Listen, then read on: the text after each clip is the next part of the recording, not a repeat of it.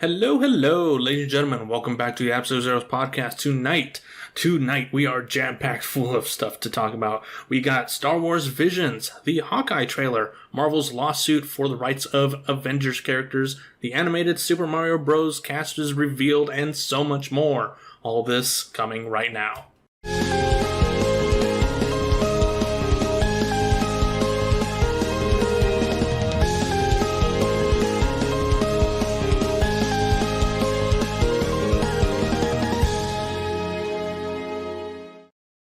Hello, everybody. Welcome back.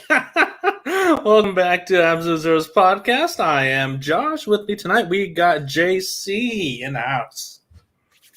What's going on, ladies and gentlemen? My name is JC Vibrant. Now I'm over here vibing to the opening as usual. Yeah. Yes. High pace. It's so high pace. I love it, man. I can't get over it. Yeah, it's just something I threw together randomly one night, late in the night, like 3 a.m. because that's when I do my best work. I mean, pretty much, yeah. Every night owl understands. Every college student that lives on coffee and caffeine and pretty much Adderall or something understands that life. So it is what it is.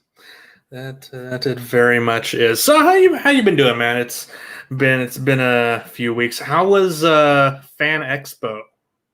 Well, now that you mention it, Dallas Fan Expo was quite the experience. It honestly felt really good to go back to a con after almost 2 years. I only went for the one day for Spider-Punk. I don't know if like anyone happen to know like when it was happening or whatever, or if anyone attended that watched the podcast. But if you did attend Dallas Fan Expo, I hope it was safe. I hope it was fun for you as well. That Saturday, I went as Spider-Punk. In case you were hearing rumors about a Spider-Punk being at the convention, that was me. I was tagged along with Tough Cutie as well, who was my rogue partner in crime as well from X-Men. Yeah, I got lots of praise, made a lot of kids' days. I actually had one kid. I had several kids come up to me and like, "Can I give you a hug?" kind of question. It was very wholesome. It made me feel so warm. It just like it was great. It was really great.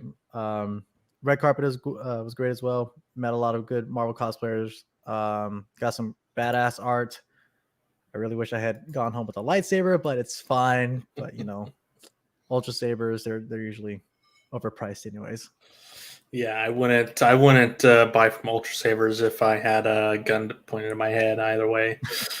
Yeah. No, I will say this. If you're going to buy from Ultra Sabers, if you are truly going to buy from Ultra Sabers, you might as well buy it in person versus online, because at least in person, when you get it like day 1 or day 2 at the convention and it starts acting up, even if you didn't do anything like you didn't start beating with it like a piñata stick, then you can actually take it back to them and they will actually fix it for you. Because I talked to one of the representatives over at the Ultra Sabers table and they said, "Hey, anything that happens, day of purchase or next day, you can bring it back to us and we'll go ahead and hook you up or fix it for you, give you like a 20% discount or whatever."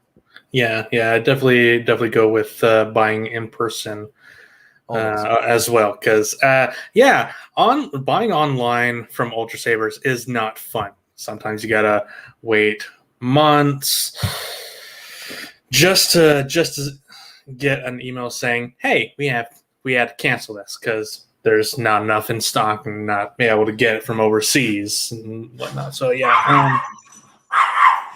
I wouldn't go with Ultra Sabers. I'd go with someone like Crimson Dawn. I'd say Crimson Dawn is a lot better. See, I've heard a lot about Crimson Dawn, but I never actually checked out the website. I can only imagine there's still like an upcoming company.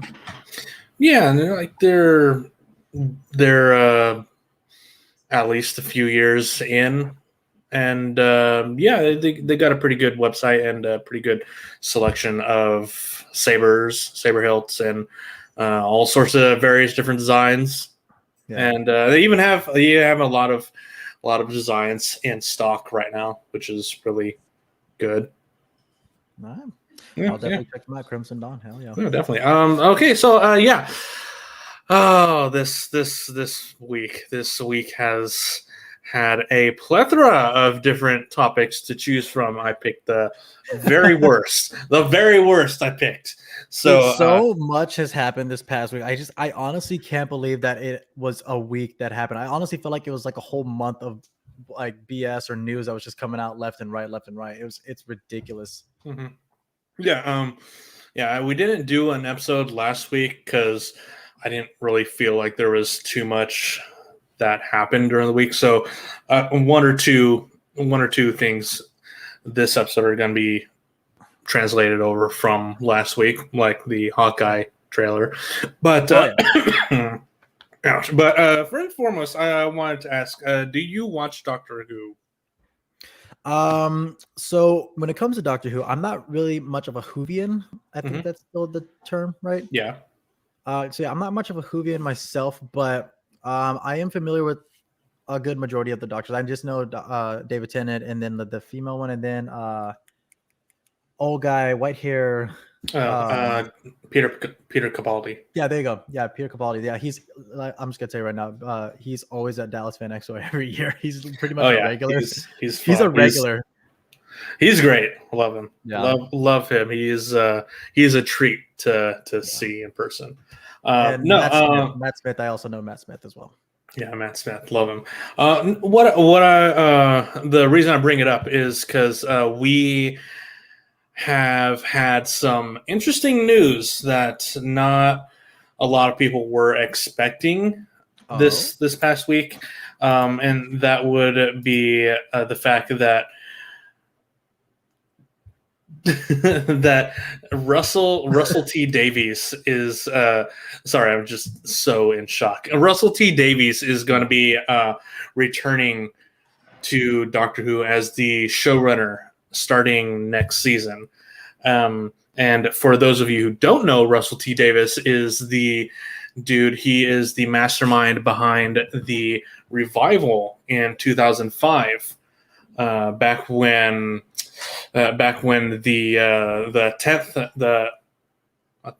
ninth Doctor, Christopher Eccleston, was the Doctor. He was dude who brought that revival around, and honestly, in my opinion, one of the best showrunners that Doctor Who has had in a long time. His style, his writing, his stories for the show, phenomenal. Like he had a hand in creating River Song. That was his era. He did a lot of cool things with the Doctor, and just it's nice that we're finally getting a competent showrunner, and I say that with great emphasis. What are words? Great emphasis on competent. Because personally, I don't care for Chris Chibnall and what he's been doing with Jodie Whittaker's Doctor, the female Doctor that we currently have right now. I'll say this up front: a female Doctor, a female regeneration of the Doctor. I absolutely love the idea. I have not been a big fan of what they've been doing with Jodie Whittaker's Doctor. I don't like the stories. I don't like the new messing with canon with canon that they've been doing. When you do that with like a show like Doctor Who, I can only assume, like, how much canon runs in between every Doctor or every season or every new iteration. I'm assuming it's like Star Trek. As soon as you start messing with canon and you start retconning things that happened, like, say, 40 plus years ago, because what Doctor Who started like 70s, 80s, because of like almost 60 years ago. 60 years. Yeah. Jesus. Wow. Mm-hmm. Well, I didn't know that. Well, I got a lot of catching up to do. No, but when you start messing with canon, like along the lines of like Doctor Who, Star Trek, Star Wars, again, canon's already all over the place. But you start messing with canon, it becomes like an absolute shitstorm because you start dividing the fan base between new generation, current generation, and then old generation of fans of the show. And seeing this, it just makes me think, like, you know, like you said, the idea of a female doctor, it's great. It's really great. It's been a long time coming. But at the same time, it's a matter of how you present it and how it's perceived amongst other fans and the audience itself. Because you could be like, oh well, you know, it's all female cast, female lead, female director, whatever. That doesn't matter if the story is complete shit. I am one to back that up because I've seen it with Ghostbusters, the new Charlie's Angels movie, the what is it? Freaking I can't even think of it. But like those two examples right there, it doesn't matter like how much of like of a gender change or a generation change it is. If the story and the presentation is absolute garbage, it's not going to do well. So yeah, seeing this guy like Russell T Davies, I mean, again, I don't know much about Doctor Who, but I can only assume once he's brought back in, I'm assuming things are going to get better. Yeah, that is the big hope for everyone, because the big thing with Chris Chibnall as a showrunner is his style, and also the fact that he messed a bit with previously established canon for the Doctor with the Eternal Child and all that. But I don't know. I feel like this is a step in the right direction in bringing Doctor Who back into the forefront of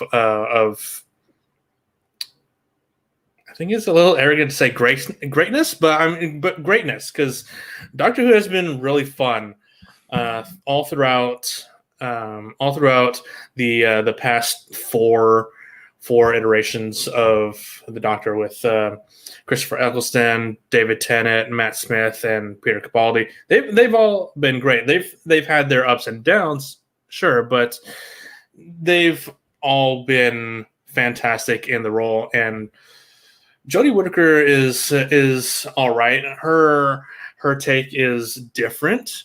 It's not perfect, but it's still really good. But I wish that she had been handled under a different showrunner. But I don't know. I mean, yeah, the amount of backlash I see on Twitter, but then again, Twitter is a shit show. Twitter is a shit show. But yeah, Twitter is just Twitter, but the amount of backlash I see on Twitter, anyways, regarding the new Doctor Who, I mean, it's like a hit or miss every episode that comes out. Because I remember the first episode was just like, wow, this is amazing. I remember seeing like nothing but, I guess, positive reviews, if I'm remembering correctly, for Jodie Whittaker. But it's like 4 episodes in, it's like, okay, what are they doing? What's going on here? And starts like up and down roller coaster motion. It's like, what are you trying to do here? What am I perceiving with this character? Yeah, I don't know. It's a whole big thing that it's a whole. The first few episodes of Jodie's run were pretty good. There are some episodes here and there that I find pretty decent, but the overall run, in my opinion, hasn't been great. But that's just my opinion.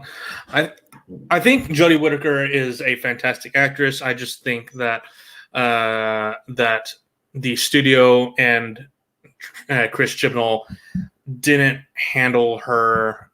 portray her as well as they could have. I see. Yeah, in my opinion. So we have another person joining us today. We have a Jesse or Goku, whatever you want to call him, here coming in. Boy, you should not be doing that. It's fine. I have to use the GPS anyway. He's on his phone driving. What the hell are you doing, dude? Ecchi Expo was this weekend. Oh, you actually went there. Ecchi Expo. Fun fact, I legitimately wanted to go for Me too, just the but one budget. day. I just wanted to go for the one day, but yeah, budget. One day. Next year, hopefully. Next year, definitely. Hopefully they get a bigger venue next year. They really deserve it. Dude, so we're just now barely on the road back to Houston from Austin. How'd you enjoy it? What'd you think of the whole experience? I broke my hand. Okay, I need details. How? I need context because you're at EdgyCon, you broke your hand. I need context. He's like, whoa. Like, how tight was that puss? I didn't punch the elevator. Your words, man. No. So honestly, the weekend was amazing. So the con was very small. They only had one panel room. Yeah. And the main events hall, like it's at the exact same location that they had Anime Austin a couple years ago. All right. I got to meet with the staff. I got to meet with the con chair. I debuted my new King Mexico outfit. Dude, nice. Like the dance started late, like an hour late. And one of the staff members of the con was apologizing to people like, we're sorry. He gets down to like the second half of the line. And there I am with my boombox blasting 90s, early 2000s hip hop and rap. People are like twerking, dancing, getting on top of tables, taking shots. Yeah. Hey, you got to start the fire somehow, right? Dude, it was like during the day, it was kind of boring. But like once it got night, dude, it was so fun. Like this is definitely a con if you are a nightlife kind of person. I assume that's what was going to happen. Yeah, I can see that. When I think of like the idea of EdgyCon, the idea of it itself, it's like I imagine just a bunch of like people who look at the content, just get together. They share their passion and their love for it, sharing the art, comparing, like, hey, this character looks great, blah blah blah blah, whatever, and then cosplayers coming out just for content, every now and then. Dude, let me one thing. There's so much. Here's a good example of how crazy it got. In the hallway of the con, they had a vibrator saddle. The girls and a couple of dudes sat on, and we were using the control panel. Nice. And they were giving out shots. I was playing for the one girl. I was playing "You Spin My Head Round, Round, Round," and like the con was like, dude. By Friday night, the con staff had spoke to me. They told me to say like, "Hey man, look, whatever you're doing, keep doing it. Like we're already talking to the con chair. We want you to come back next year." Dude, nice. Hell yes. That's nice, dude. I'm comprehending the vibrating saddle in the hall. I'm still comprehending that. Well, because like you gotta understand, it's 18 plus, so it's like skimpy outfit. Like, dude, we were like joking, like, dude, there's some like somebody said like the horniness has gone to overdrive, and then this one like these four guys surrounded this one girl trying to like hook up with her. I'm like overdrive, like that's aggressive horny. Yeah, that's a bit much. If people start recreating the four guys behind the one girl on the couch meme, if they start recreating that in real life, you need to start like stepping in and be like, hey. So I got really drunk last night, and I don't remember, but apparently I decked some guy on the face, and then I punched the door to the elevator.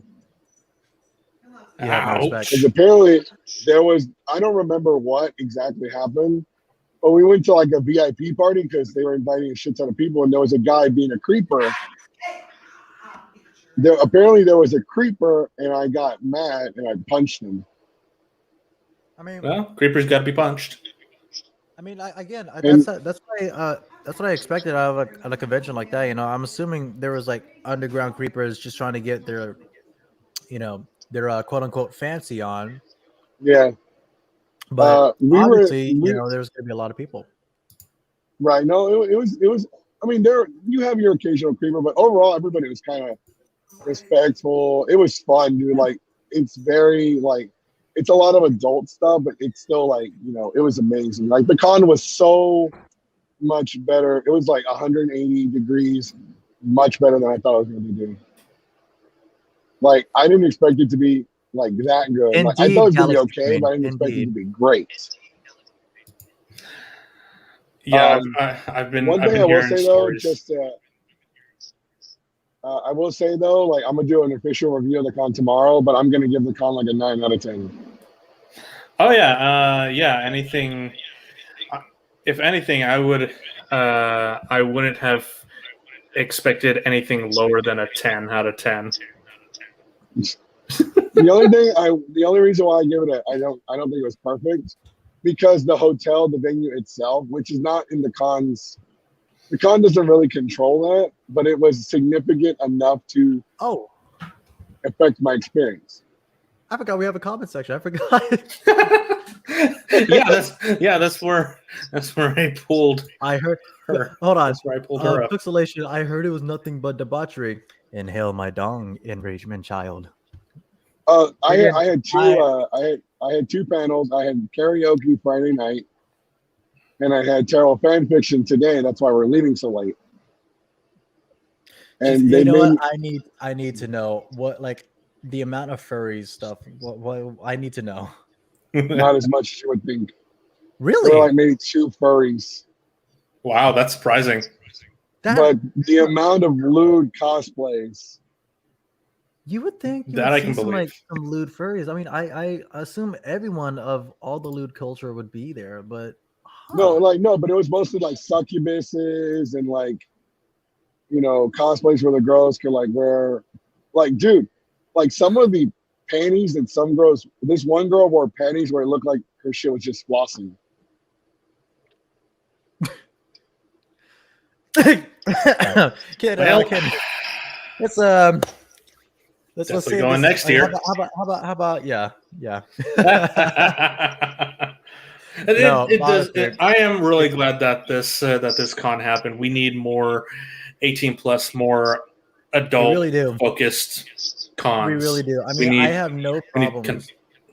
I have no problems with like family friendly conventions. I have no problem with like general gatherings of like 13+ conventions. But at the same time, I want to meet that crowd of the 18+, 21+. I want to meet that crowd to see what their personalities are like. I want to meet them. We don't want the minors around. Right. No, yeah. No, dude, that was another beautiful part of it. Adults only. People were just handing out alcohol. I could talk to somebody, not worry about going to jail. Like, how old are you? 15. Bye-bye.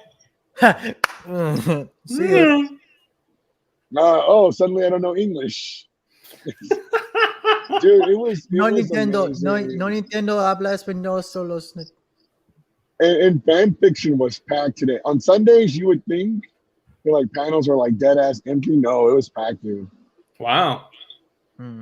The only bad thing though that I have to say about the con is that they only have one panel room. Well, I think that's how it was for Fan Expo as well, because there was so it was like panel room, main theater, which was basically right next to Artist Alley / exhibitor hall. I mean, it was big enough to be considered a panel room, but at the same time, it's like Fan Expo. Okay, Dallas Fan Expo, they usually have a tendency to switch from one part of the convention center to the other part of the convention center. It's like I've noticed this since being an attendee there since 2014, because they usually on even numbered years they switch from the right side to the left side, and then on odd numbers they switch from the left side to the right side, and it confuses the hell out of me every freaking year, because it's like, okay, well, they're gonna be on the left side. Okay, cool. I gotta remember this layout. Oh, cool. They're gonna be on this here. Okay, you gotta remember this layout. And it makes it so complicated when it comes to panel rooms, because when it's on the right side, there's only the one main theater panel room, And then there's like smaller rooms that have like family friendly stuff, or just restroom like cosplay restrooms, cosplay nursery rooms, or like meet and greet community rooms. Yeah. Versus the left side, they got like the big actual amphitheater looking main theater for like big ass panels for like people like Stan Lee, Chris Evans, or any other big name stars, Mark Hamill. And you got other panel rooms that you can go on to as well that are actually like considered panel rooms. But I can only assume it was kind of like the same thing like that at Ecchi. Right. Oh, also, y'all might have noticed, but anyone watching the show, Ecchi Expo does not have a gaming room. Yeah, I noticed that they didn't have a gaming room. Really? They did not have anything for Sakura? No Sakura games. They had one guy who had a hentai VR game where the girl was in like missionary position and you were simulating fucking her. Huh. But other than that, look, I know that seems like a controversial like decision, like, oh, what? No gaming room? But at the same time, I was like applauding them for that. I was like, dude, there's no gaming room. The con didn't stink. No, yeah, game rooms notorious for having sweaties. And because like everybody was just like, time. dude, no, like the con didn't stink at all. Like it didn't smell awful. Oh, so That's really good. Actually, people wearing deodorant this time around. Great. People showered, people wore deodorant. So they brushed their teeth. Good. And floss too. I mean, nice, just because it happened here, I'm gonna see it again. If you're going to a convention and you see someone that smells of like, you know, they smell like a baka at a Jaeger, they smell like that, tell them to go down to the store, get themselves a $1 deodorant and a $1 toothbrush. It's not that freaking hard. They'll spend $400,000 or whatever, some shit, on a body pillow with their waifu on it, but yet they won't buy, you know, toothpaste, toothbrush, deodorant. Right. So again, I stress that if you're going to a convention, get hygienic. Yeah, no, seriously. Especially if you're trying to meet somebody. People are not, they're less inclined to talk to you if you stink. Well, very much if so. You're wearing a bodysuit. Ooh, yeah. Bodysuits do not help you whatsoever. They do not. They really do not. But I think the best part about this whole weekend, though, I'm gonna end it with this though. The best part is that there's a Popeyes nearby, and it was ghetto as shit. So the food was delicious. Hell yeah. That's the hilarious. Lady literally answered with, like, the lady literally, when we pulled up, she's like, "What y'all want?" What you want, fool? What you want? No, because last time we were there, she was cussing at somebody in the thing. You could hear her. I said, "Get the fuck out of here." Like, what the fuck do you want? And then she looked up, she's like, "What the fuck y'all want?" That's great. That's funny. Well, I'm glad you had a good time. I'm bummed I wasn't able to go, but hopefully next year. Definitely gotta check out. No, dude, you guys all gotta go next year, dude. Especially like we gotta get all the podcasting people together and go. Oh, by all means, yes, please. I would love to meet you guys in person. Yeah, hell yeah. I'm 3-day live stream. Hell yeah, let's go via Twitch. All right, guys. I'll do one camera angle. You do the other camera angle. Welcome to day 2 of Zeros to Heroes Live on YouTube, Facebook, and every social media. Unfortunately, one of the co-hosts is already passed out drunk. So, not me. Go to this person's live stream to see the body cam footage. One of the other co-hosts is throwing up in the bathroom. It looks like rainbows. And the fourth one is getting lucky. Oh yeah. So it'll just be me talking. Versace on the floor. That sounds like a fantastic time. I can't wait for next year. Let's go. Yeah, that's definitely looking forward to that. It'll be a vision come true.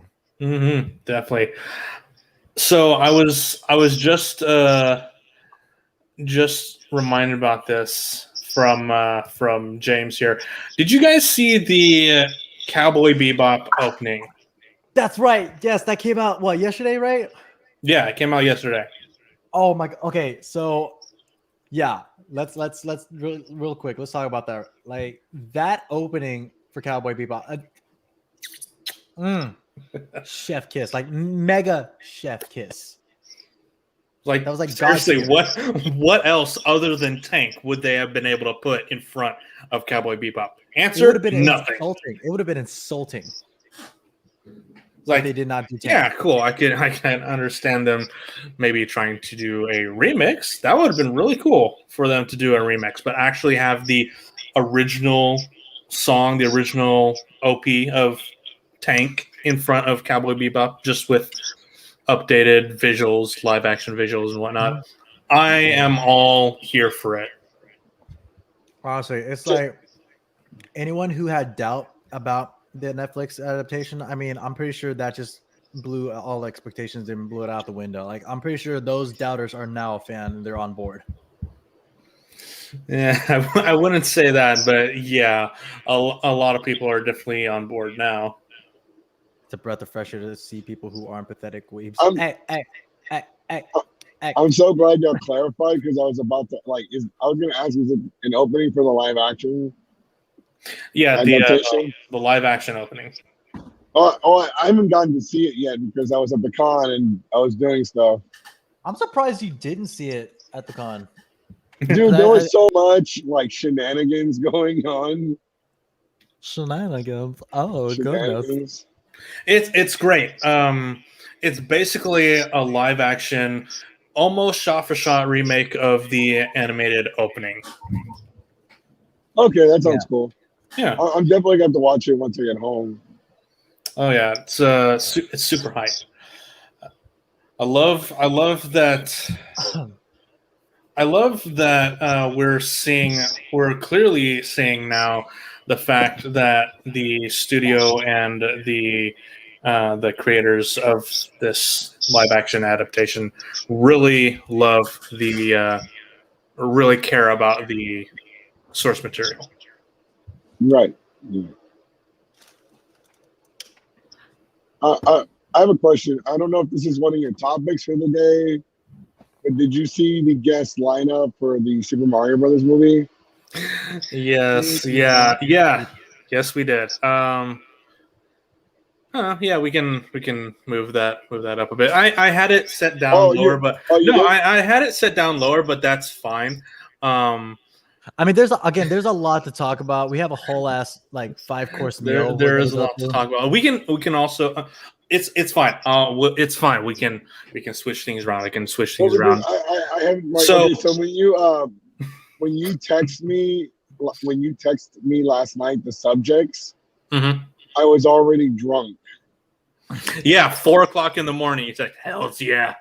If I may throw this idea out there, I would save the Mario movie news for last because it's the most juiciest. Let's just say that. Let's just say it. Yeah, I feel like that's the juiciest news we got. That's fine. Did either of you watch Star Wars Visions when it came out? I binged the hell out of it on that Wednesday night. Visions was, oh my god, beautiful. I want more. I need more Studio Trigger. I need more Kurosawa. I need more. There we go. Star Wars Visions was a masterpiece in animation. This is what happens when a studio gives other studios full control of their IP and lets them go absolutely nuts. Exactly. I mean, it's a bit out of control to see how crazy the lightsaber weaponry got, but hey, I'm all for it because again, it's a Star Wars anime. It's beautiful, it's gorgeous, and it straight up makes me want to do the weaponry itself, especially the lightsaber umbrella. Oh my god! Oh yes, That was great. That was awesome. Oh man, I can't tell you how hype I got that first episode with that lightsaber umbrella. I was like, bruh, this chick is about to wreck these fools. She's about to like show them the true power of dark side. Move over, Kylo Ren, with your little toothpick. Get the hell out of here. It was awesome. The first, it was.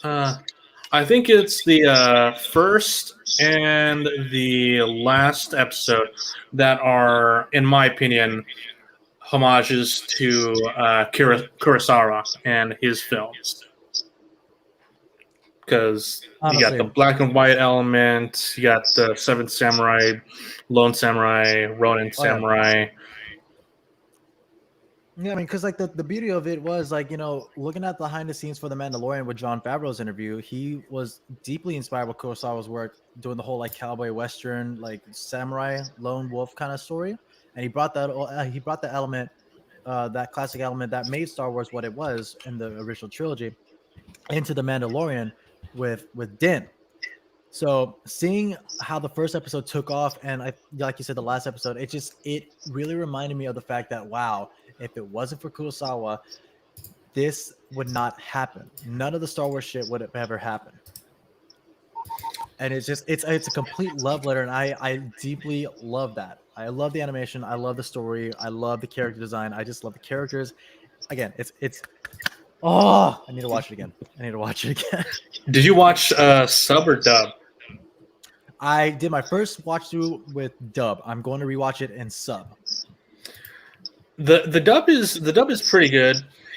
Not as impactful or as strong, in my opinion, as the original dub is.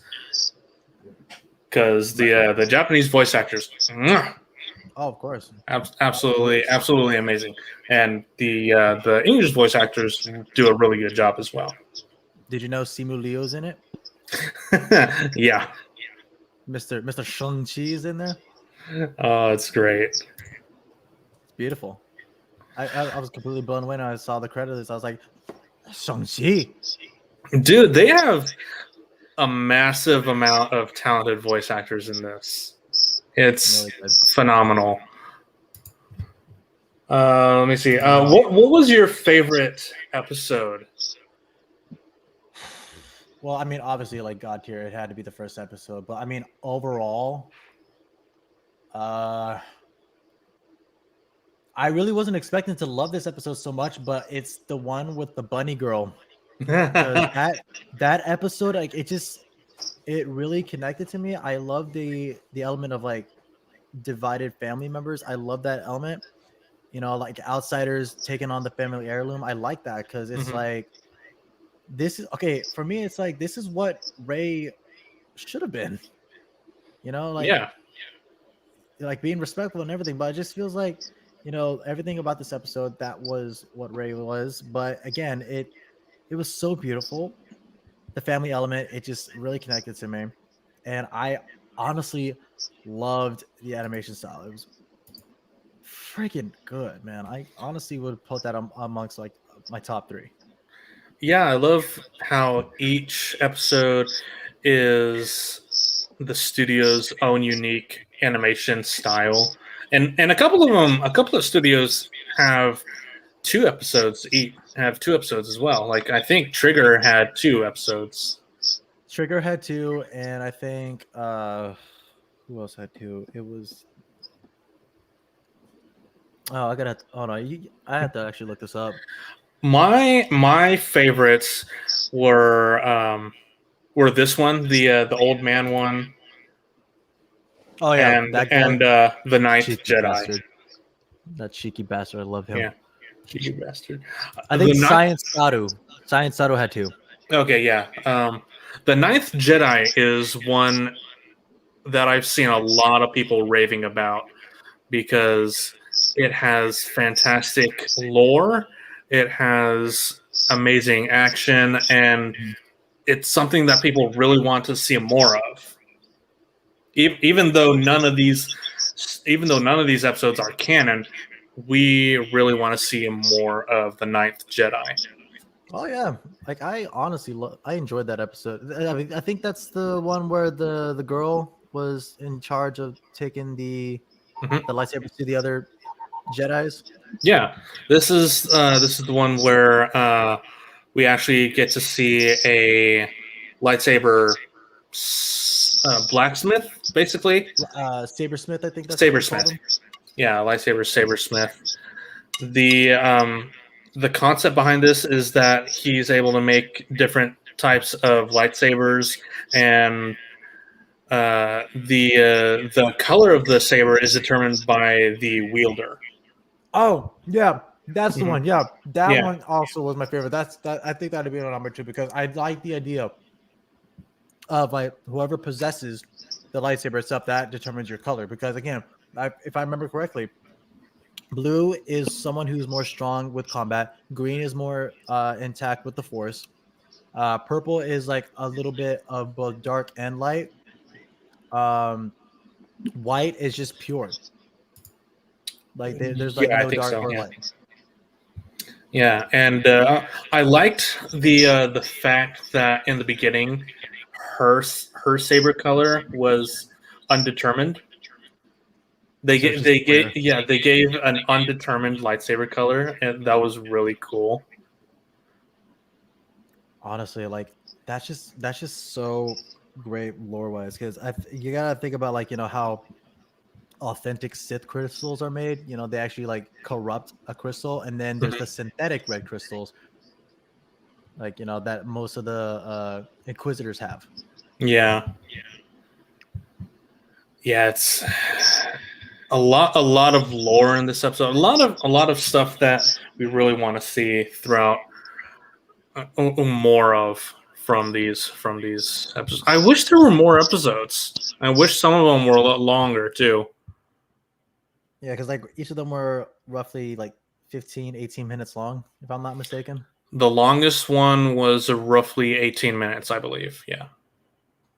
And I think the shortest was like 10 minutes. And that probably would have been the second one, which is Tatooine Rhapsody.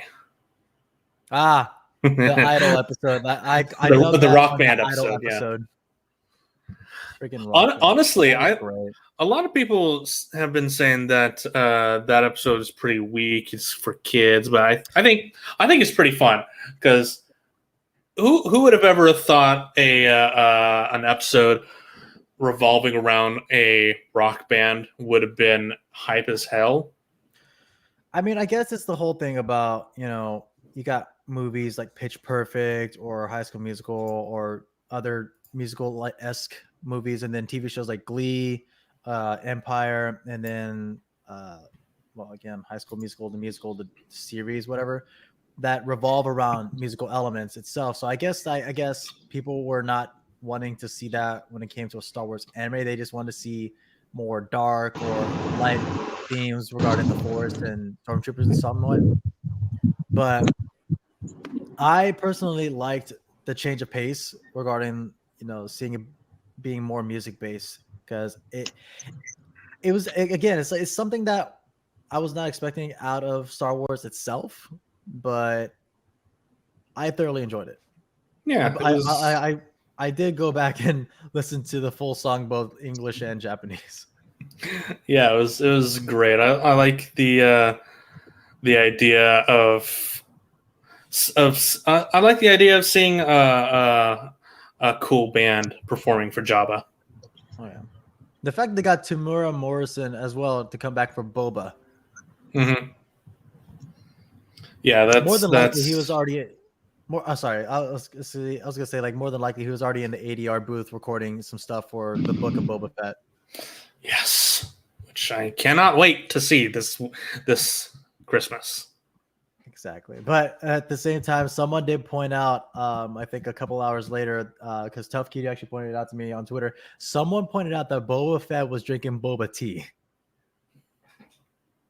So it's somewhat canon that Boba Fett was freaking drinking motherfucking boba tea. Oh, that's hilarious. That's hilarious. That's great. Yeah, I wish we had more. I want more. I want another season, like now. Right. It's gonna be fun to see more studios doing this. Yeah, I'm honestly excited. I'm thoroughly excited for this. Yeah, it's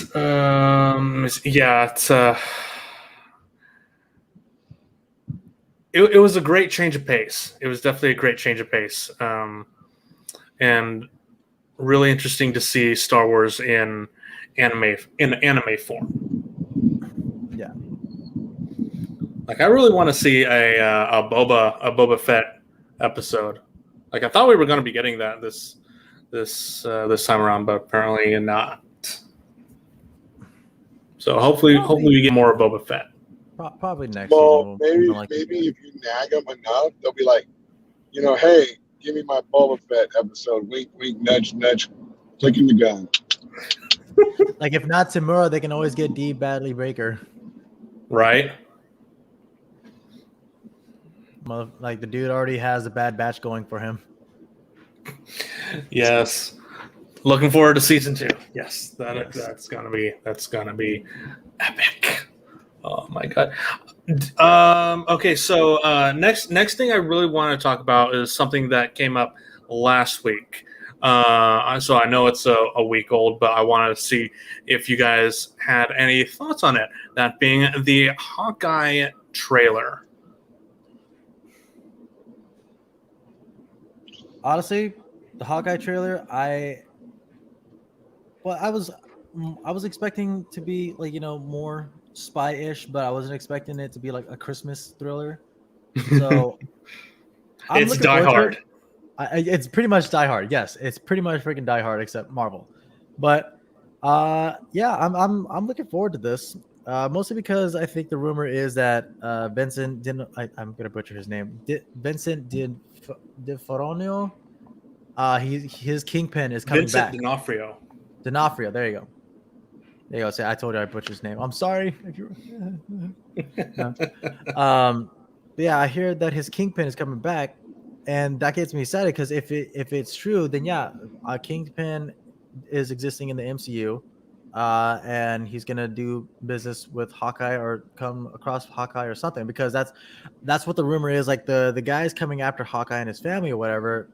I think there are ones trying to come after for Ronin versus Hawkeye, and I think Ronin might have pissed off the wrong side of the Kingpin and might have screwed up a deal that he did if he didn't get blipped during those 5 years. Probably, yeah.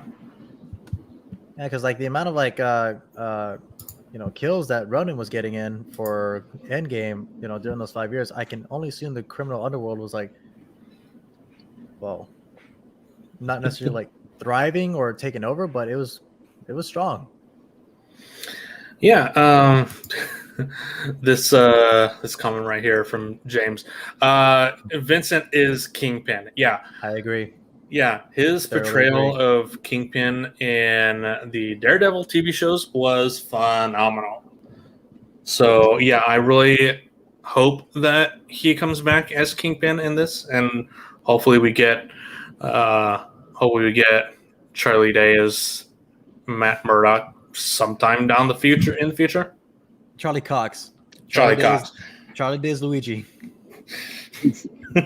See? We'll get to that later. Look, if you need to remember it more thoroughly, just remember it like this. Charlie Nice Cox. See, you're giving me PTSD.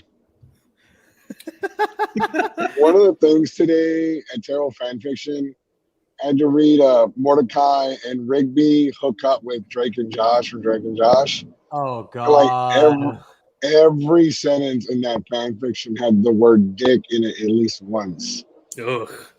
Nice cock. Yeah, nice. It's like the story literally started off so horrible. Like, oh, I don't want to talk about it. But when you said cocks, I was like, oh no. Poor Mordecai. It's a crack ship bromance. No, like it was just like, dude. What's the rating on the podcast? Look at that. It's already quoted. You're forever immortalized, dude. Yeah, it is. What's really cool about the trailer, besides the fact that it looks almost like A movie? like a movie, that it is the fact that here they address that Hawkeye is deaf. Like they don't address that fact at all in the movies, which is annoying. Rogers the musical, Jesus. Yeah. Oh God, Rogers the musical. I'm not throwing away my shield.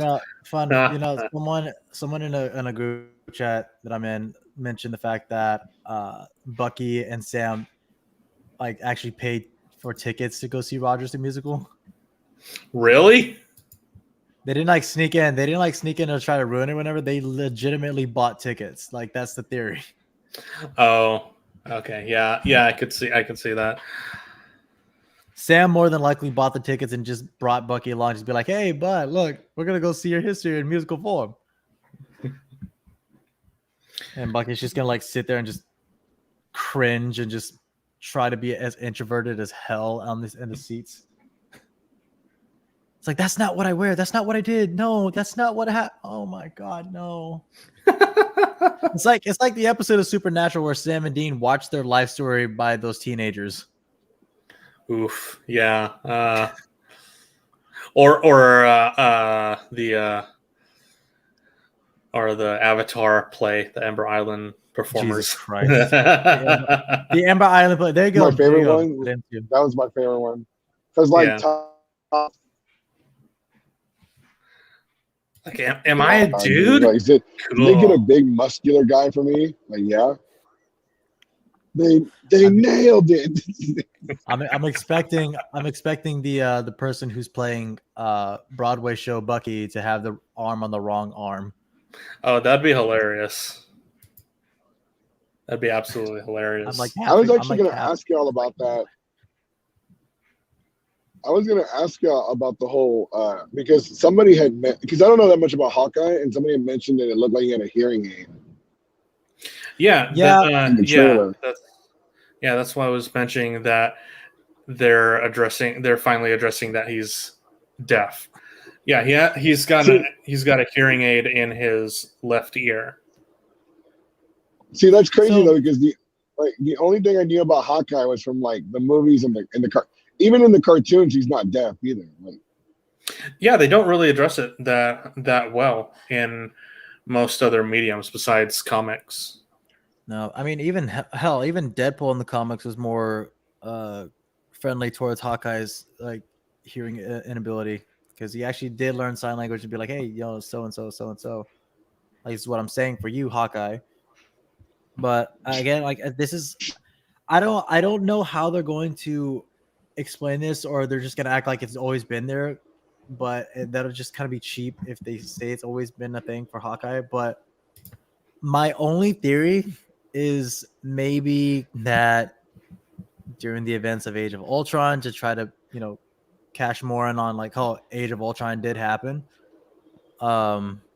maybe somewhere along the line that he received a freaking explosion to the ear, and then because he almost got killed, and then Quicksilver like pushed him in the car in front of him, whatever. But so I can only assume something during that. Again, it's like somewhere in Age of Ultron, he might have gotten deaf. But if they don't explain it thoroughly, if they don't explain it good enough, it's just, I don't know. I'll accept it, but I'm not gonna like it. Yeah, it's gonna be interesting. They're probably just. Well, I was gonna say that I honestly had thought that they were gonna use some kind of cop out, like, oh, they always have like their comm links in their ears, so he always has his on, like, that's why you don't really see it or notice it. Yeah, that's what I thought they were going to be doing too.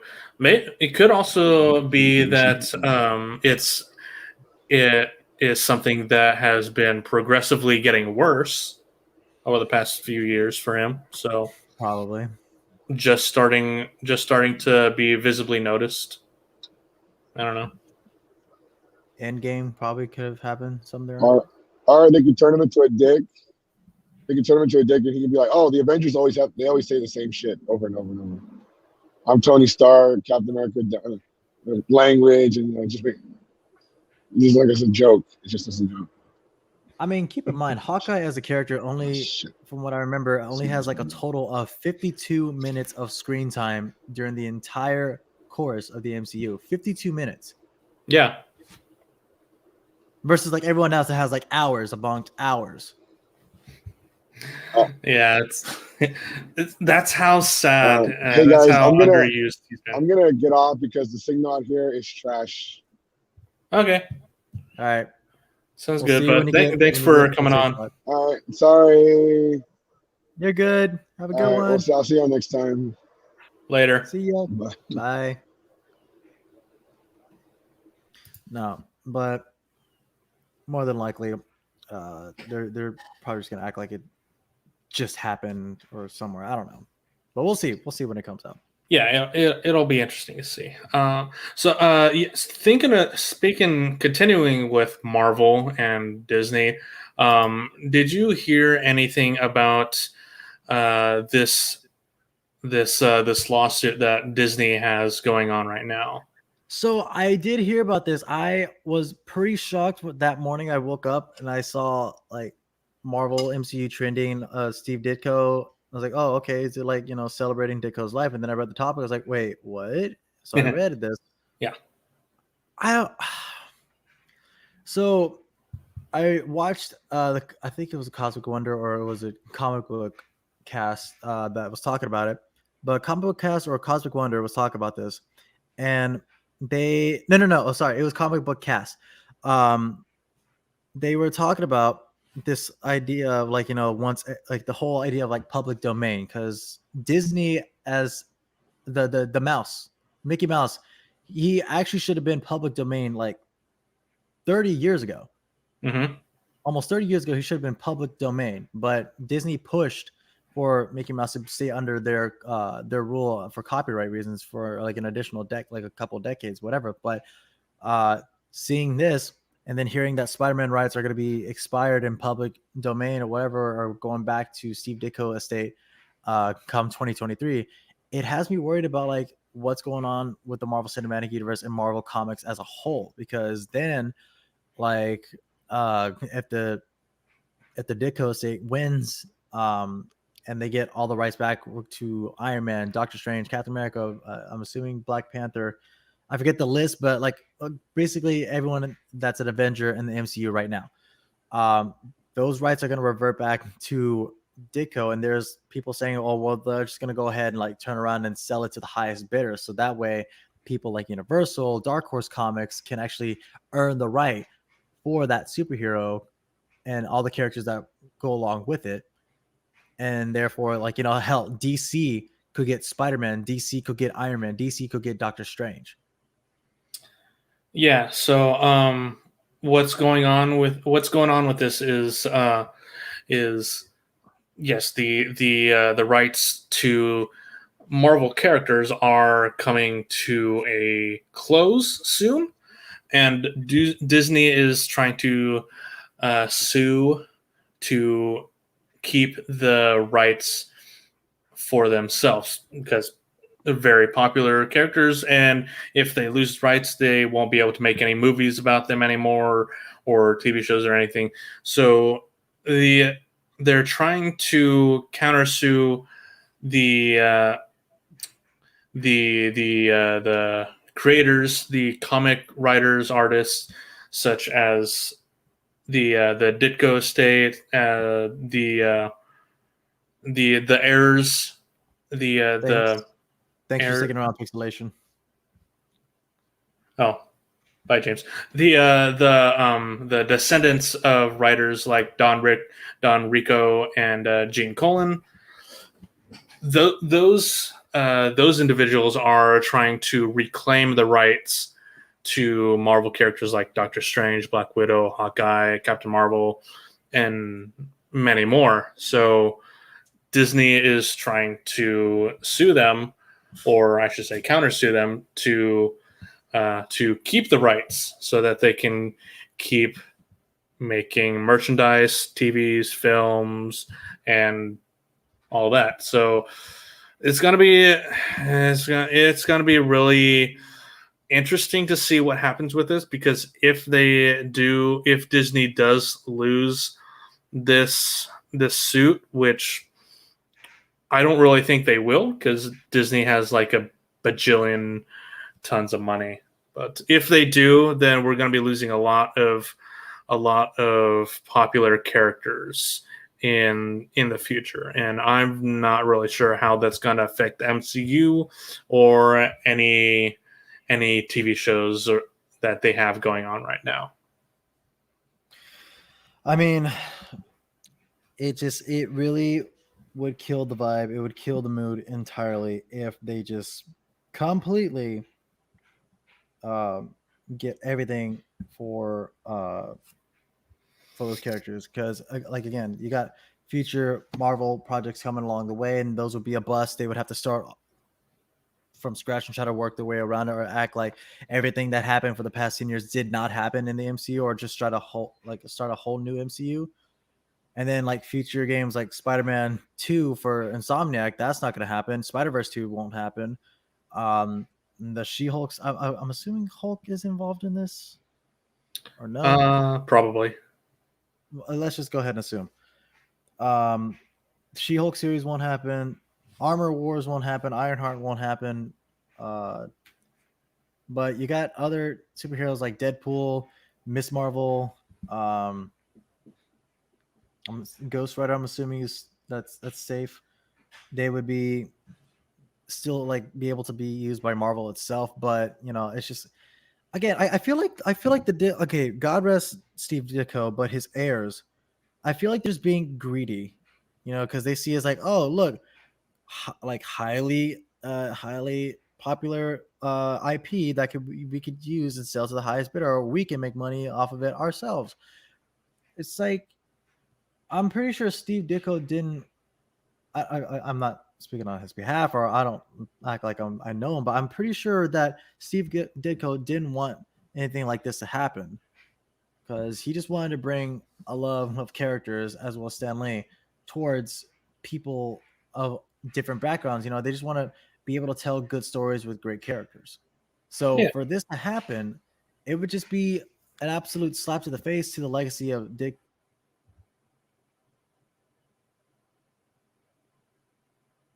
Uh-oh. I think we lost. No, yeah. Yeah. Are you good there? Yeah, we're good. Did we lose connection, or was that just a little? I think you lost a little connection, just a smidgen. Yeah, okay. Yeah. I get what you're saying. We have a quote here from a Mr. Petrocelli, however you say your name. He's representing Disney. He says since these works, the Marvel characters, were made for hire at the time of their creation, and thus owned by Marvel, we filed the lawsuits to confirm that the termination notices are invalid and of no legal effect. So that is currently what Disney is doing right now, and hopefully they do win it. Man, like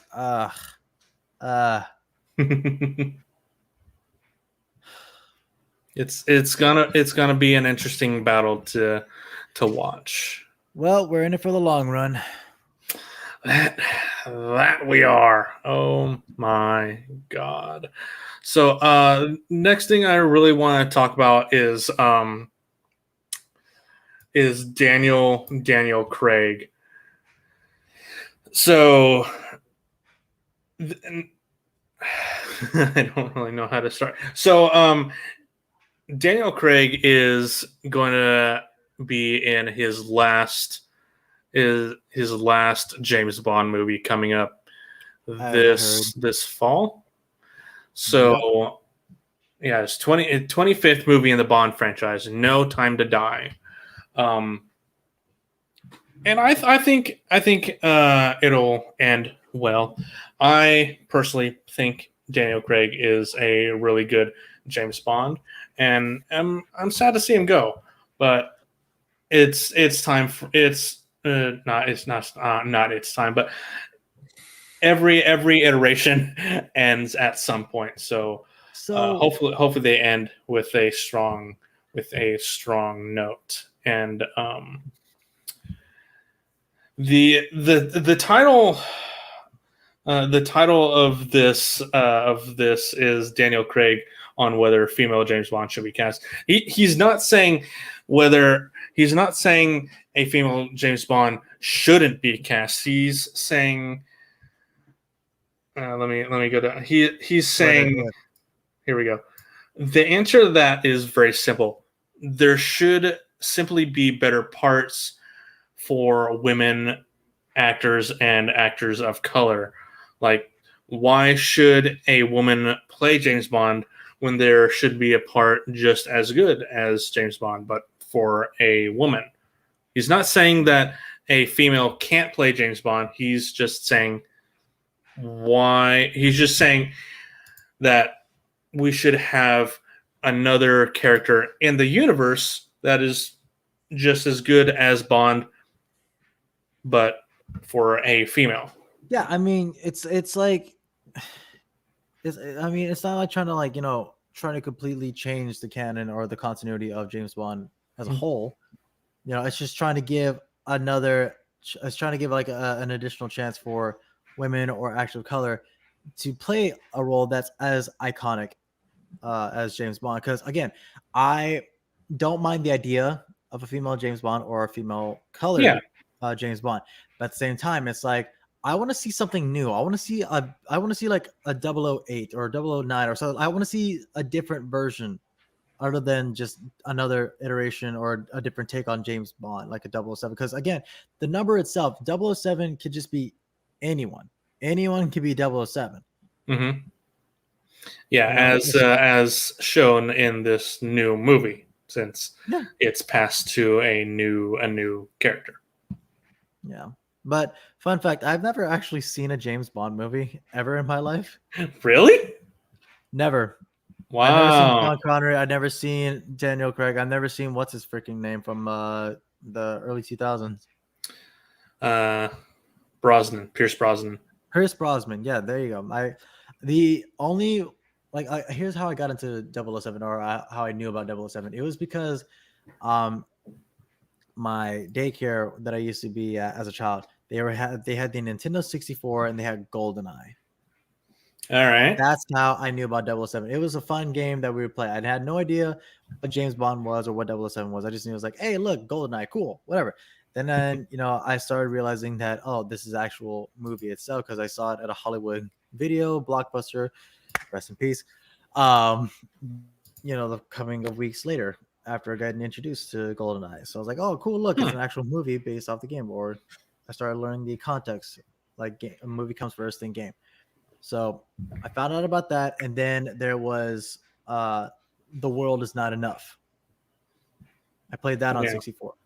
So I remember playing that on 64, and it was fun, but never, ever watched any of the movies. I only played like a couple of of the games as multiplayer maps. That's it. Wow. So I have homework to do. I have lots of homework to do. A lot of homework. 25 movies worth. Well, if you want to watch Pierce Brosnan. I mean, okay, so what I remember when he was still the current Bond, I just remember him not being perceived as the most well entertained Bond. He was nothing like compared to like Sean Connery, or I think in between there was like another one after Sean Connery.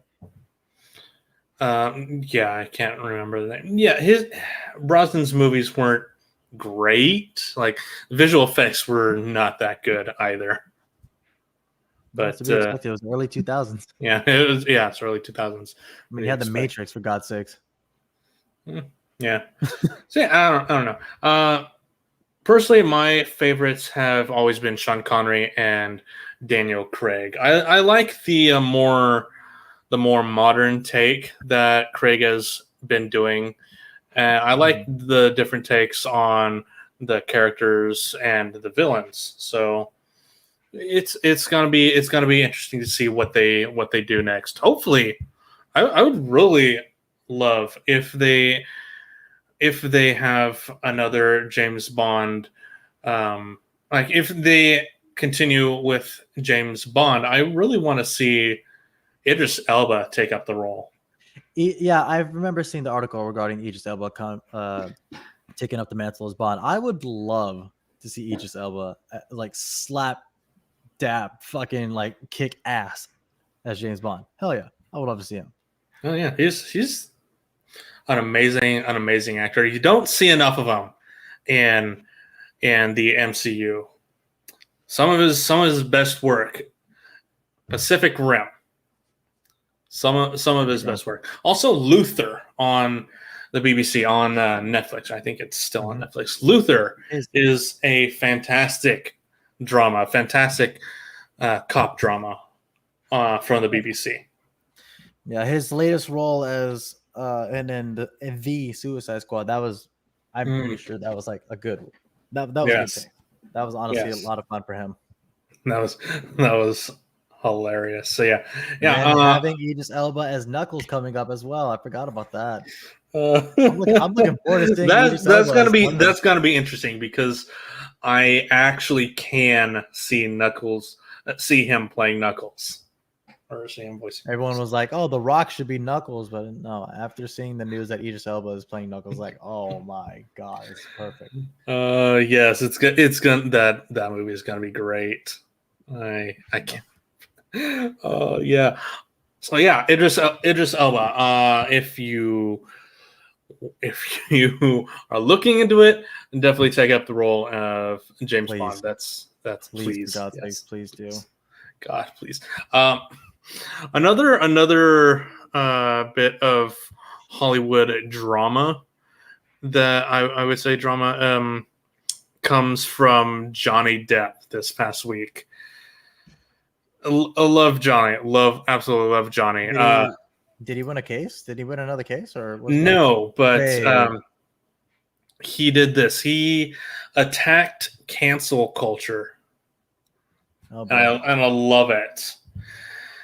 Basically saying that nobody is safe from anything. He is attacking cancel culture. He's saying that it's absolutely stupid. Because it absolutely is. It absolutely is. The whole idea of cancel culture is like you say one bad thing that happened like 10, 12, 15 years ago. Yeah, it's stupid. Like that idea of cancel culture, it's really dumb because again, that's how James Gunn got fired for Guardians 3. But now look at him. He got reinstated back for Guardians 3 after being hired on by DC for the Suicide Squad. The Suicide Squad. No, the Suicide Squad. And after seeing that, it's like, oh hey, we changed our mind. Like it's all water under the bridge, right? Like we'll want you back.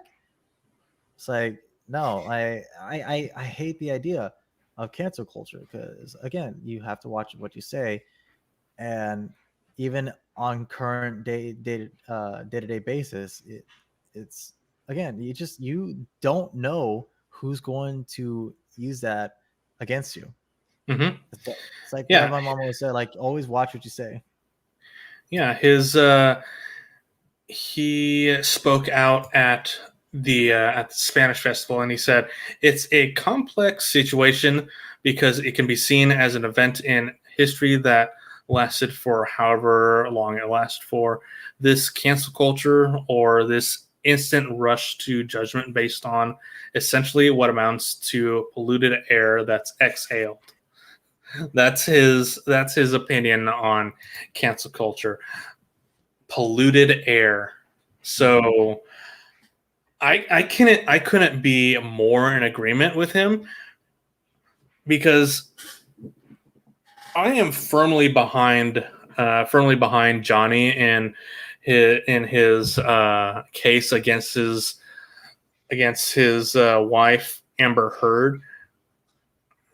I want to see him win so bad. I want to see him back in action, just like Brendan Fraser. Nothing would please me more than to see Johnny Depp win case to case, and just seeing Amber Heard just burn and crash to the freaking ground, because that woman deserves nothing but absolute shame. Oh yeah, she is deplorable. Shame. She's absolutely deplorable. She's the worst kind of person to ever exist. Because again, there's video and audio. Oh, not video evidence, but there's audio evidence. There's photographic evidence of where she tries to play victim. It's like, no. After further details, after like seeing people who are actually, you know, forensic scientists who actually do look into like the whole tampering of Photoshop or makeup, whatever, and makeup artists look at the photos too. This bitch just needs to she needs to go away. Like, I hope she freaking burns in Hollywood hell for this. Like, even in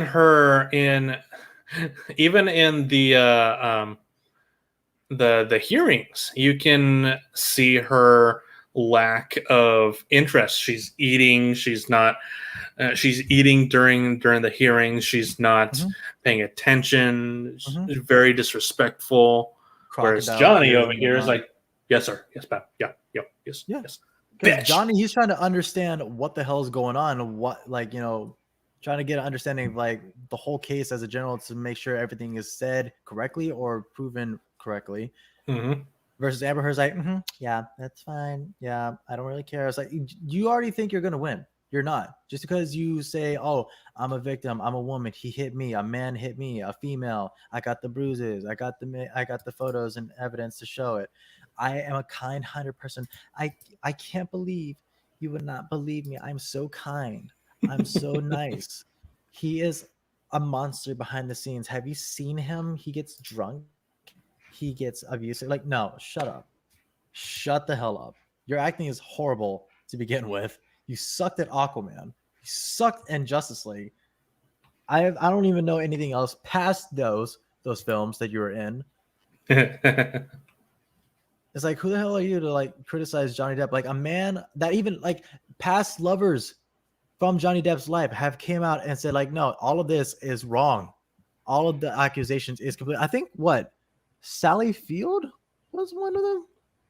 I think he did date her, didn't he? Or marry her? No, hold on a second. No, it was Winona Ryder. Winona Ryder. Winona Ryder. Let's see. Johnny. I think it was Winona Ryder.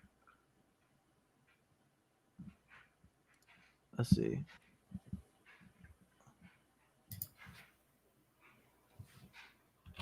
Yeah, they were engaged for a while, I think.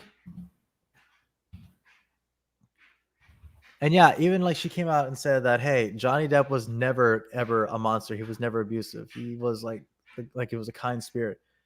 So like, it's like this. Johnny Depp, okay, he might have had some close calls, whatever, with previous experience, whatever, but he's not a bad person. He just married the wrong person. Yes, yeah. Johnny Depp is one of the kindest actors that is in Hollywood. It's motherfucking Jack Sparrow, man. How can you not love Jack Sparrow? Seriously, you hate Jack Sparrow, that's like a crime against humanity. Seriously, he goes around in full Jack Sparrow,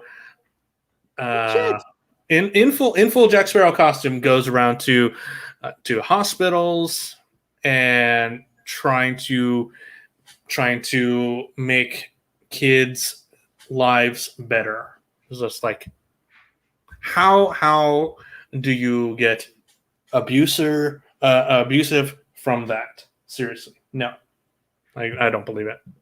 Hell, during like the promo of Stranger Tides, he was at the Pirates of the Caribbean ride at Walt Disney World, in costume as Jack Sparrow. Yeah, that's right. Had a grand old time, and he loves being Jack Sparrow. He loves the idea of like entertaining people as Jack. Mm-hmm. But it's like, oh my god, man, just absolute. Again, I want to see Johnny Depp win. That's it. I just want to see him win. Yeah, same here. And shame on Warner Brothers. Shame on Warner Brothers for getting rid of him as Grindelwald. This right now, if you're watching this live, if you're watching this like post, whatever, I repeat, do not see the next Grindelwald movie. Do not see the next Fantastic Beasts movie. Do not. Because one, you're feeding Warner Brothers and like giving more money to those who fire Johnny Depp for false accusation, and two, that money's going to J.K. Rowling in some shape or form. That money's going to her freaking wallet. Fuck both of them. Just don't watch it in general. They're bad movies. Yeah, I mean, the only thing that was saving The Crimes of Grindelwald was Johnny Depp's performance as Grindelwald. I honestly did not enjoy the second one. It's like it also messes with canon a bit as well. Mm-hmm. So yeah, it's just bad. They're just bad movies. She cannot write a screenplay to save her life. It's like Twilight all over again. Yeah, it really is. So yeah, it's sad. Speaking of winning, are you winning, son, with Nintendo Direct? Look, let me change. Hold up, wait, Dad, don't look at my screen. Dad, wait, don't look at my screen. Don't look at the screen, it's porn. No. Oh yeah. Yes, the Direct. Let's talk Direct. Yep, let's talk the Direct. Okay. You really wanted to go off full hog on this, so I'm gonna give the floor to you. Okay, so I apologize again. I really just talk too much. I apologize for that. No, it's fine. Tell you how many times I do that. But yeah, just the Nintendo Direct. I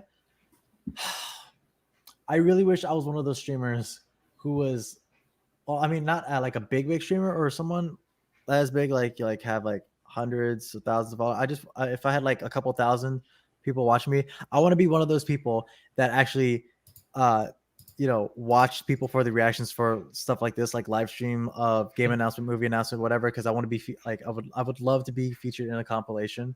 I just need to actually like sit down and do it. Mm-hmm. But it's one of those reaction types. It's one of those things where it's like this. I can only imagine what people are going to say regarding the whole buzz that was the Nintendo Direct, because you got like Nintendo 64 online coming to Fray. You got like the Mario Kart 64 coming in. You got other 64 titles coming in. I think Star Fox 64 was another one being announced. You got a new open world Kirby game. Mm-hmm. Thank God. I am looking forward to open world Kirby. Then there's the announcement of Animal Crossing New Horizons Direct, which I low-key have abandoned my island, and I am scared to go back to that island because I don't want to know what they're going to say. Oh, no, I can only imagine how self-aware the game is. But there's that Direct coming in. And then the Chad move that Daddy Sakurai decides to pull is like, hey, we're not going to announce the Final Smash DLC here. We're going to have a whole 40-minute, like a whole hour thing that Mr. Sakurai is going to present himself on the day of release of Nickelodeon's All-Star Brawl game. I'm like, that's such a Chad move. Of course he would do that. Good for you. And the amount of toxic comments I saw was like, oh man, no Smash, worst Direct ever. Okay, move on. Like, go away. Go away, 5-year-old. Go away. But no, overall, let's see, the Direct, the Nintendo 64 online, the Castlevania coming onto the store as well. I'm going to get that soon. I'm going to get all the Castlevania games because I just recently finished the Castlevania anime thanks to Tough Cutie. And I'm really interested in the lore of Castlevania. I'm really interested in that because I never realized how good that shit was until I actually saw the anime. I can because I think the anime itself was a prequel to the main storyline Castlevania games. Maybe. I have no clue. I have no clue. All I know is that Alucard is my boy. That's my boy right there. Alucard is my boy. Yes. No, but like the Castlevania games getting announced, that was some shit right there. That was like hell yeah. Some more maps being added on to the Super Mario Party game that's coming out later this year. What else? There was Bayonetta 3. Bayonetta 3. I forget. Yes. Bayonetta 3. My queen is back, y'all. Bitches beware. My queen is back. Sorry, witches beware. My queen is back. Let's get. And we already got cosplayers in full force. What's her name? Freaking! I know her as the Bayonetta cosplayer. Let's Oh my god! Freaking Pamela Horton. Yeah, shout out to Pamela Horton. You're beautiful. You're the reason why I started following you for Bayonetta cosplay. Like, it's great. And why I started following Bayonetta cosplays in general, because I never realized like how great it could be. After playing the first game back in 2009, I believe. So yeah, I was like, I remember playing it for the first time. I was like, oh man, this is great. This game is great. After seeing the cosplays of Bayonetta, I was like, oh hell yeah, that's great. Pamela Horton's Bayonetta 2, hell yeah, that's it right there. But then Bayonetta 3, I was counting the days since it was announced in 2019 or 2017. It was announced. I was counting the days of when Bayonetta 3 was going to drop, and I was like, any day now, the next Nintendo Direct is going to be it. It's going to be it. But no. The moment I saw like the military speaking Japanese and a crudely animated, like, let's say like high def Xbox 360 PS3 graphics kind of thing, whatever. The minute I saw that, like that monster interface, I was like, wait, this can't be it. This cannot be it. I saw like the glue blowing halo around, like the little scarf thing around its neck. This could not be it. And then freaking Bayonetta, like the purple P on the like the bullet holes on the neck. I was like, bro, this is it. That's Platinum Games. This is fucking Bayonetta 3. I was dropping shit when I saw this. And to be honest, I was watching this at work while doing the job. So I was really trying to contain my excitement around my fellow employees and other guests around, because there was kids walking around. And I was like, good thing I got the earbud in, but it's like, bruh, oh my god. Bayonetta 3. I can't tell you how many times I watched that trailer. It was so beautiful. I am digging the new look because it's reminiscent of how Bayonetta, aka Cereza, looked in the first game when she was talking to her past self. I love the fact that they're going towards that direction and making it more towards like fashion but sexy as well. Yeah, definitely fashion but sexy. So I'm definitely looking forward to seeing how current Bayo cosplayers are going to attend Bayonetta 3's new look. Otherwise, if from what I remember reading on the comment section afterwards, after seeing it for like the 7th or 9th time, the theory is that because it's a Nintendo Direct that's more so, aimed towards family-friendly content, whatever, I'm assuming that's an alternate outfit that she's currently wearing, because in the Bayonetta 2 opening, or the trailer that they released for Bayonetta 2, it wasn't so much sexy, but then when the game came out, there was plenty of sexy in it. So I'm assuming they're doing the same thing for Bayonetta 3 because, family friendly. They don't want to spoil too much. They don't want to show too much. Wink. Makes sense. So again, I'm excited for Bayonetta 3. I'm gonna pre-order the hell out of that game when dates are announced, because I'm looking forward to that. This gives me more incentive to actually finish Bayonetta 2, because I said to myself, I'm not finishing Bayonetta 2 until there's another announcement for Bayonetta 3 or some sort of release date for Bayonetta 3. And now I'm going to, because I still have the Wii U copy. Wow, really? Mm-hmm. I'm actually surprised that they didn't have any like Breath of the Wild 2 announcements or any other Link game announcements. I wasn't I wasn't holding my breath for any Legend of Zelda news, if I'm being completely honest. They already said something for Breath of the Wild 2. They showed us like another trailer. I'm pretty sure they're just gonna wait until like next year's E3 event or something or Tokyo Game Show to show something for Breath of the Wild 2. But they already announced they're still like trying to churn out Skyward Sword sales right now. You still got people going back and forth on Breath of the Wild and stuff. You still got Age of Calamity, which I actually still need to play. Yeah, me too. They're still working on sales. They're still doing expansion passes for Age of Calamity. They're milking the hell out of the genre of Breath of the Wild before Breath of the Wild 2 even comes out. Oh yeah. So they're milking as much as they can before they realize, okay, maybe we should start, talk about Breath of the Wild 2. Maybe we should start. I'm just over here twiddling my thumbs, waiting for a TV show to happen. God. Boom. Netflix presents Legend of Zelda Majora's Mask. What? Exactly. It's like, please, Netflix. Majora's Mask. I gotta completely Witcher this shit. That would honestly be great. We just need a Legend of Zelda TV show or movie.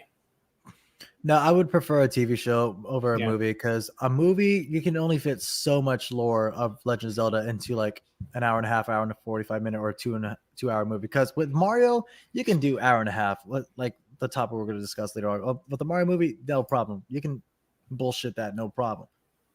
But a Legend of Zelda movie, you got to like go deep. You got to like thoroughly press out all the details. It's like ironing a suit. You gotta like make sure it looks good, detailed, and ready to go. Otherwise, if you just go out there with a wrinkled ass suit, you're gonna have a bad time. So again, I prefer a TV show over a movie. Yeah, I can understand that. I think Studio Ghibli would be great for a Legend of Zelda movie. Studio Ghibli would be, I think it would be a top contender for Legend of Zelda animation, if not Studio Trigger or Science Saru, or no, the animation company that did the Fate series. I think they would benefit. I think Legend of Zelda would benefit more from like the Fate animation style. Because after watching Fate Grand Zero, Fate Stay Night, and then seeing bits and pieces of that new Fate movie that just recently came out, I feel like Legend of Zelda would benefit more from that studio itself. Okay, yeah. I think it's Type Moon. Type Moon is the Type Moon. There you go. Type Moon. Yeah, I could see that. Yeah, this also get Type Moon involved for a Star Wars anime episode. Mm-hmm. Oh yeah, they'd be great. Should.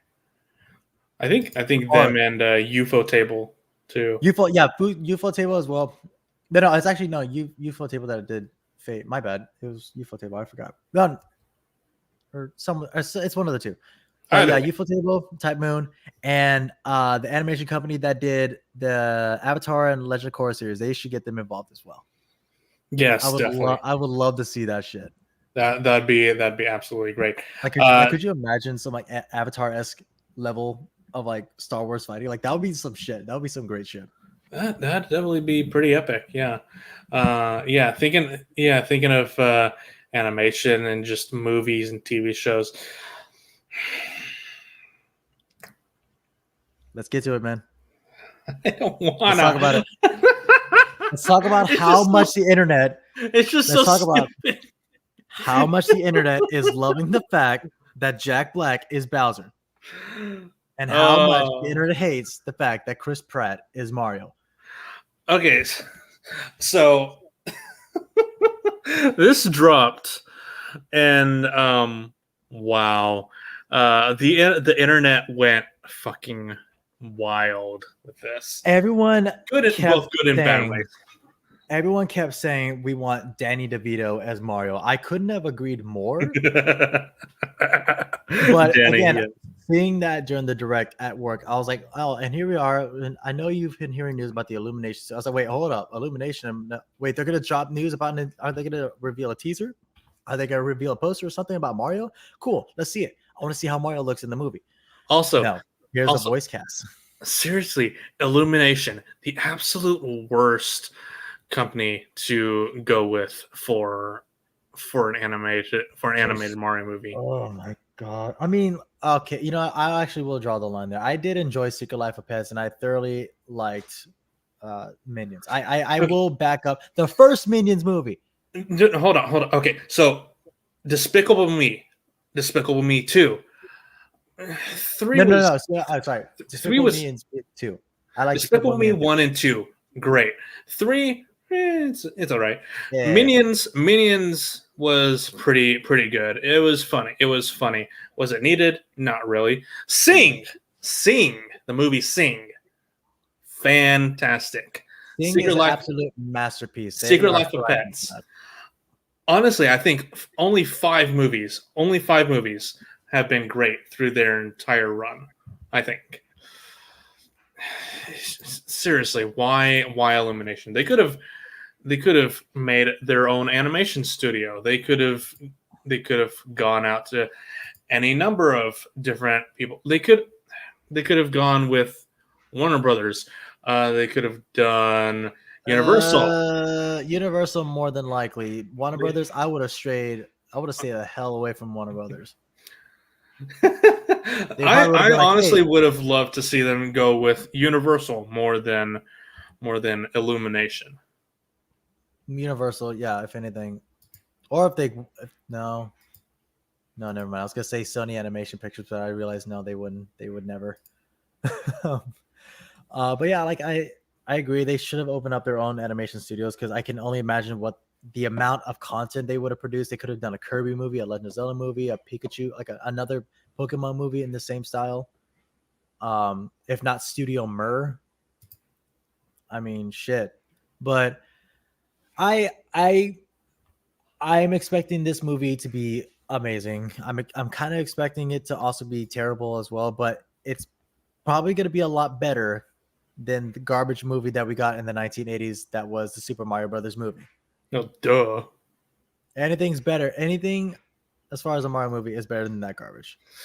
Okay, so Chris Pratt as Mario. Yeah, let's go over the cast, shall we? Let's go over the cast. Chris Pratt is Mario, and truth be told, I have seen comments. I've seen statements from him and from studios saying that he's worked really hard doing the work. So I'll give him the benefit of the doubt for now, but seriously, I don't see it. I know it's like, again, fellow film student here. I'm willing to give him the benefit of the doubt just for the sake of the film, just for the sake of the art, for the sake of the whole production team as well, because they already put in the hours and the work towards. So I'm like, okay, fine, for the sake of them, let's see how you sound. If not, we're still gonna see it anyways. But yeah, true. Chris Pratt, that really threw me out of the fucking loop because I was not expecting Chris Pratt out of all people to play Mario. I literally thought they were just going to get Charles Martinet to play Mario. And he's in the movie. He's still in the movie playing. That's the sad part. Yeah, that is the very sad part. He's playing cameo characters still in the movie. Why do you not use him as Mario? Seriously. Like, there's whole interviews of him speaking as Mario and Luigi out of context or as a joke. Like, the whole fucking interview of him just speaking as Mario and Luigi. It's like, just right there. Just right there. Even in the Mario Luigi game, he's like, it's like, of course he's speaking gibberish Italian. Of course. It's a Nintendo-friendly game. Of course. It's an Italian plumber made by Japanese people that is distributed, who's from Brooklyn, by the way. It's like okay, it's goofy, of course, like we all expected, but like the fact that they even talked to Charles Martinet, who's been voicing the character for like 30 plus years, yeah, it's disrespectful. Like, I honestly feel sorry for Charles Martinet, and I really hope that Chris Pratt has been taking lessons from Charles Martinet as well, because if he fucks this up, he's gonna forever have that on his fucking resume. I'm the guy who fucked up Mario. Yeah. Yeah, definitely. Luigi is being played by Charlie Day, or Charlie Cox, as we all know. Charlie Day, honestly, that it fits. I can honestly see Charlie Day being Luigi because the amount of times I see his performance regarding like Horrible Bosses or Sunny in Philadelphia, he's a charismatic guy. He's got the pitch, he's got the look, he's got, well, I mean, it's not live action, but even still, like he's got the voice for him. I can definitely see him being Luigi. Yeah, and then Anya Taylor-Joy playing Peach. Now, the most recent movie that I've seen her in was New Mutants. She was she been in New Mutants? Yeah, she was in New Mutants. She was wow, Rasputin. She was Rasputin's daughter, or she was a Rasputin. Let me see. I still need to watch this movie. I really need to watch this movie. Let me see. I just know that she was in the Queen's Ileana. Gambit. She was Ileana Rasputin in New Mutants. Jesus. She did pretty good. I just know she's in Queen's Gambit. That's it. Yeah, she is. I don't know. It's gonna be interesting. The fact that she at least looks like the character, I don't know. It's gonna be interesting to see what she does with it. Oh yeah. Everyone's going nuts over Jack Black as Bowser. Jack Black as Bowser, I honestly couldn't have agreed more. I mean, it's a weird take, but it works. Because now I'm just half expecting to see a lot of Tenacious D memes with Bowser. Yeah. Everyone's going nuts over High Donkey Kong. Donkey Bong. Seth Rogen is not the person who I would have chosen to play Donkey Kong whatsoever. Seriously, what the fuck? No. Seth Rogen, he fits. He really fits. I couldn't have agreed more. And then Keegan-Michael Key as Toad. I already knew that Toad was low-key black. I already knew he was low-key my boy. But Keegan-Michael Key as Toad, like, it already fits. It already fits. I just need Jordan Peele to come in and play the Goombas and Koopas. I just need him to come in and play the Koopas and the Goombas. That would just be like the shit for me right there. That would be it. And then we got a couple characters I didn't expect them to put in, but okay, Cranky Kong. Wait, this is news. Hold on. Wait a minute. I did not see the Cranky Kong or Kamek or Spike. Hold on. Wait, Kevin Michael Richardson? Hold on. Are you serious? Oh yeah. Let me pull it up. Kamek. Kevin Michael Richardson is playing this dude.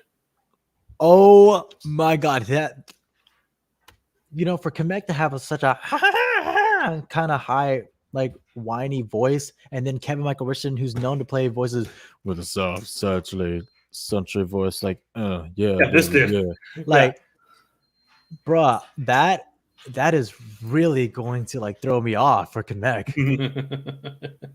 Yeah. Now I'm half expecting Kamek to say yeah. Then Spike. Wait, who's Spike in the Mario world? Is he one of the Koopa kids? Let's see if I can. What?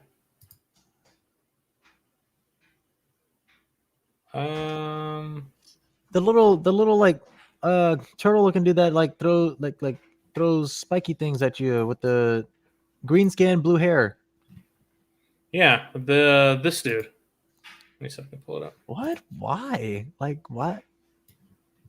Who's Sebastian? Wait, Sebastian. Sebastian Maniscalco. Scalo, who the hell are you? Not familiar with the look or his work. Oh, okay, this dude. All right. I mean, okay, yeah, it works. Fine, whatever.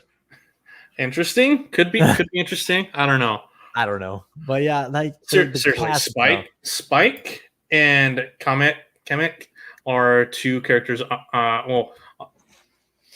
Cranky Kong, Kamek, and Spike are two characters I didn't expect in this set whatsoever. It's basically setting up the Smash Bros. Universe. Pretty much, yeah. Pretty much. Now we just need the Legend of Zelda movie. Yeah. And the Metroid movie.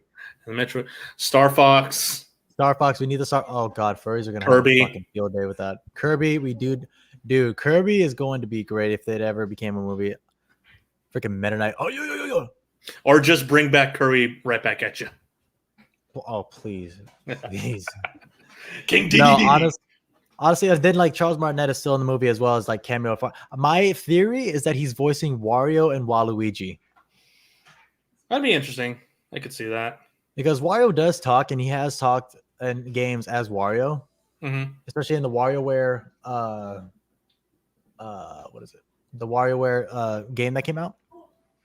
Yeah. So I can only imagine like if he's gonna be Wario and Waluigi. Because if there's anyone else that goes wah, I that is not Martinet, I'm gonna lose my shit. Unless they do like what they did with Free Guy, just get a bunch of YouTubers, and then they put them into the movie just for the sake of it, and that's how like they use Martinet. But it'll be interesting to see. I thought the poster said it was going to be coming out this Christmas, but I had to reread that because 2022. I keep forgetting what year we're in. I keep thinking we're still in 2020, but I keep getting reminded it's 2021. But no. Again, this Super Mario movie, it's going to either tank or it's going to be like a hilariously terrible movie. Yeah, I'm just hoping it's decent. Honestly, that's really all I can hope for. That it's decent. So yeah, it's definitely going to be interesting to see what they do with this movie. But for now, we'll just make fun of the actors they got in and hope for the best. Oh yeah. No, like again, I'm still waiting for the trailer for the movie itself so I can hear how Chris Pratt sounds as Mario. If it's terrible, internet already knows what to do, and they'll do the whole Sonic the Hedgehog approach. Okay, keep in mind they did the same thing, well, kind of the same thing with the Teenage Mutant Ninja Turtles movie when it first came out. There was an original ADR for the motion cap actor that played Leonardo, but they ended up replacing him with Johnny Knoxville. Huh. I didn't know that.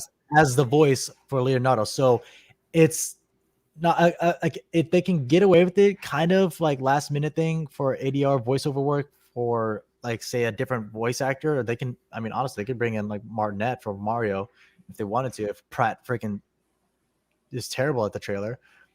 Because again, it's ADR, it's voiceover work. I mean, it's not easy, but at the same time, it's better than actually reshooting live footage. Yeah. I just really hope it doesn't turn out as bad as Scoob was last year. Scoob, like it had potential, but it just failed. So much potential. Okay, so what really did it for me with the whole Scoob thing? Like I saw it finally some time ago, a couple months ago, and what happened was like I was watching, I was like, okay, this is not bad. The origin's not bad. I like it. And then it got to the actual main plot point of like what Scoob was. I was like, okay, they're going this route with the whole like trying to be mainstream type of like it doesn't always behavior. work. It doesn't always work. It really doesn't. Not every animation, like kid animation movie, has to have Fortnite dances. Not every freaking kid animation that is supposed to be family friendly needs to have stupid cringe references. Oh God, it was awful. The only saving grace, the only bit of movie that I loved was Dick Dastardly. Dick Dastardly was the best. Pretty much the showstopper or the show stealer. Mm-hmm. And the fact that they replaced the original voice actors minus Frank Welker as Scooby is just ridiculous. Yeah, and insulting. Like the guy who played Shaggy in the live action and the cartoon, Yeah. he wasn't even aware that the movie was being made until like halfway through production. He was like, Mhm. What? They didn't think about Matthew calling me what? Lillard is Shaggy. Like, there's no doubt about it. He literally is Super Saiyan Shaggy. Ultra It's Ultra Instinct. Instinct. Ultra Bro, Instinct is canon. Dude, Ultra Instinct Shaggy is fucking great. Like, I can't believe WB actually did that justice. That was great. Yeah, Like, get over here, man. In the intro to the new animated Mortal Kombat movie, yeah, that was great. Beautiful. That was great. Have you seen those animated Mortal Kombat movies? I have yet to see it. I think it's on HBO Max, but I probably will check it out. Yeah, I think at least the first one is on HBO Max. I know the first one, Scorpion's Revenge, is on HBO Max. They're both fantastic. They're great. Them and the new live action movie are the best that I've seen. So yeah, watch Scorpion's Revenge, then the new one, Battle of the Realms. On that, I mean, because I know like we're about to hit like 2 hours, but like I don't know if we have time to talk about it real quick. But like the new Injustice trailer that came out for the movie. There was a new one? No, there's an actual movie for Injustice. That's No. I mean, there's a new trailer. I only saw like the one from a week or two ago. Yeah, I think that's the one I'm talking about. But yeah, keep going. But yeah, like I'm excited to see this. But I really wish they had gone with like a series version of it versus a movie, because the game, the lore itself in the game, it's quite heavy. I remember playing it for the first time, like actually story mode, and then seeing the comic book editions, like the in between, the prequel, the in between fillers, whatever. Mm-hmm. And it's like, dude, this lore for Injustice, it goes down hard. So like I would have rather have seen an Injustice series versus a movie. Okay, so yeah, so a week ago they released the official Injustice trailer, and 4 days ago apparently they put out a Red Band trailer. Yeah, the Red Band trailer. I think that's the one I was referring to. No, I haven't seen the Red Band trailer. I saw the official trailer. Yeah, I love that this is getting a movie, but a TV show definitely would have been a lot better, especially since the fact that they're going through the route of like year one. Yeah. Like this isn't going to be an animated movie based on the game. This is going to be a movie based on the comic series. Mm-hmm. So I'm happy for it. Yeah, and like Injustice is a phenomenal game. It's a phenomenal comic run. Like I'm really looking forward to this. But yeah, I do think they should have done a TV series. But hopefully they do. Hopefully they do the first year Justice, and hopefully they do the rest of the years, year 2 through 5. Absolutely. Well, shit. I mean, yeah. Yeah. I think did we cover everything? Yeah, we covered everything. I'm just trying to see more on the Injustice trailer. Is that yeah, it's the dude who's playing Joker is gonna be It's Troy Baker. yes, Troy Baker. Fucking Troy. That's gonna be good. Did you see the Stranger Things season 4 trailer? Or I teaser? did. I saw the teaser for Stranger Things 4. The Creel House. That is going to dude. be fucking fantastic. I still need to finish season 3. I haven't gone through that yet, but shut up. No, yeah, I'm really looking forward to season 4 after seeing the teaser trailer. That looks really spooky, really cool.